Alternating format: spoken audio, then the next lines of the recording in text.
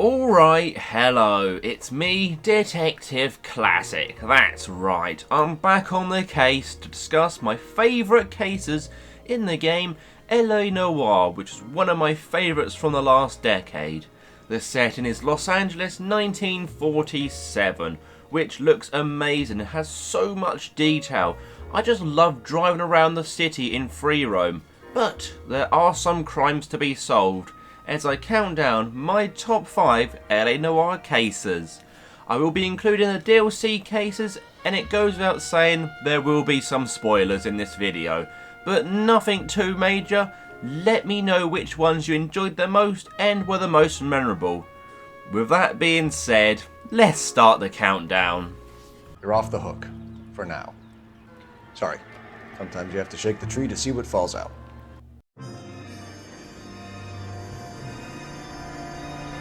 Starting us off, we have a case on the homicide desk. The studio secretary murder. A dead body is found in the rail yard. And I do have my suspicions that this carrot is the murder weapon. Maybe not. I'm not a very good detective. We meet one of the weirdest characters in the game by the name of John Ferdinand Jameson. If you don't mind, I prefer Ferdinand. Don't push your luck, knucklehead. Who's actually caught, doing things with the dead body. Yeah, this game does have its fair share of weirdos, but we will get to that later in the video. The reason I like this case is the two suspects, namely Grover McCaffrey and James Tiernan. You learn more about them as the case develops, and it's up to you to decide who you think done it. Depending on the evidence you find and the questions you ask, you may not be able to charge one of the suspects.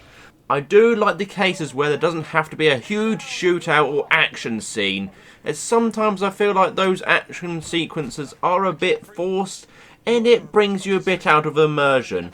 Having said that, there is a big car chase at the bowling alley, which at one point can take you down a tram tunnel if you are like me and can't take the car out quickly. Also, who doesn't love Florence at the bowling alley? She's just a lovely old dear. What's your shoe size? You're off the hook. For now. Sorry. Sometimes you have to shake the tree to see what falls out.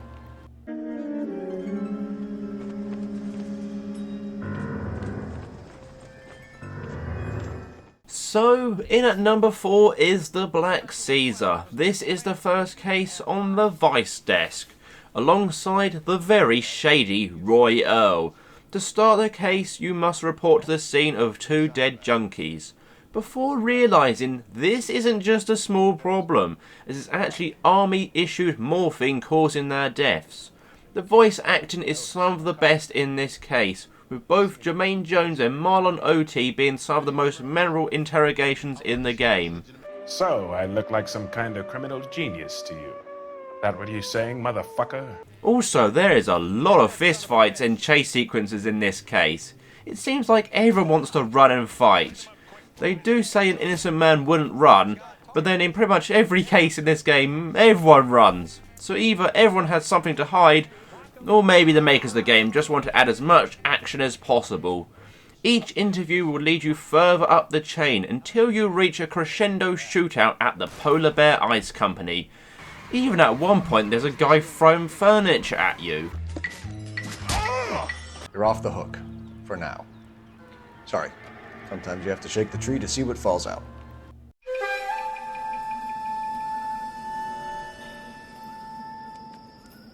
So, in at number 3 is a walk in Elysian Fields. But this is no ordinary stroll in the fields. If it was, Cole might step into a cow pat.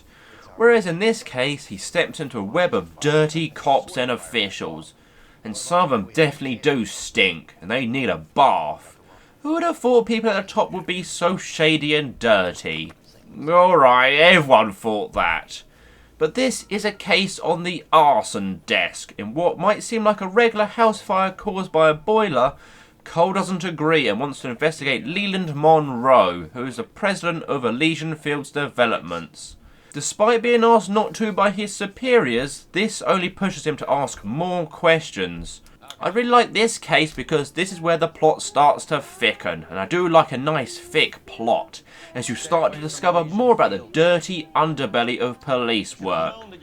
You also get to learn a lot more about your partner Biggs, who doesn't quite warm to Cole at the start, but puts his career on the line to help him by the end as he starts to believe Cole's theory. Save it, Phelps. Monroe's an asswipe, and so was Earl, and so was McKelty when it's all said and done. The only thing I don't like is the ending, which forces you to chase a suspect on a tram that he for some reason jumps on and takes control of. It just seems a bit too over the top and silly really, but it is a very good case nonetheless. You're off the hook. For now. Sorry. Sometimes you have to shake the tree to see what falls out.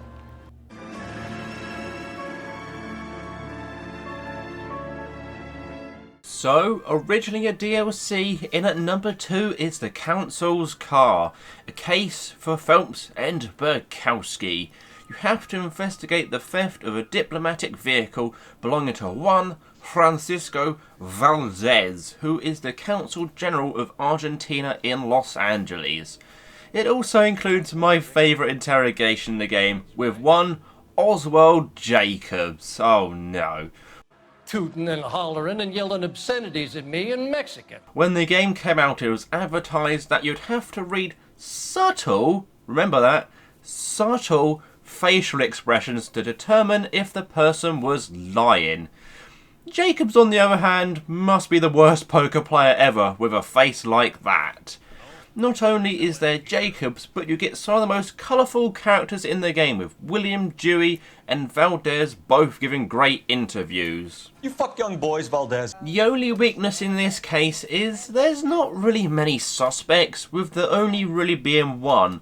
This leads to a showdown race with the main suspect, Gabriel, which I much prefer to a shootout, as you get to chase him down while trying to avoid the other racers from knocking you off the road.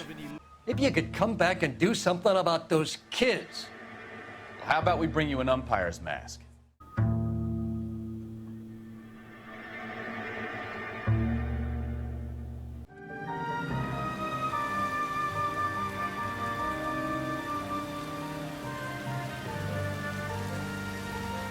You're off the hook. For now. Sorry. Sometimes you have to shake the tree to see what falls out.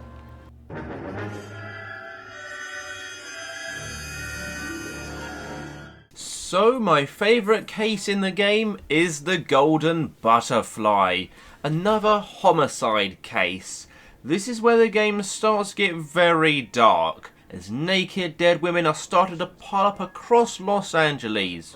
Also, Greg Grunberg is in this case. Fortunately, he's not dead or naked. He is one of the main suspects, however, as he plays Hugo Moller, the husband of the deceased, along with Eli Rooney, who is, a child sex offender. Yeah, remember when I mentioned earlier in the video that this game has some weirdos? Well, he's one of them. If only you could just get out your gun and shoot him right in the face. The case does have a lot of twists and turns, and it's never really clear who might have murdered her, with evidence for both suspects. But with that being said, this is where unfortunately I'm going to end the video. I'd like to thank everyone for watching, and if you enjoyed it, feel free to leave me a like or possibly even subscribe, and I'll see you on the next one. Take care and leave me alone.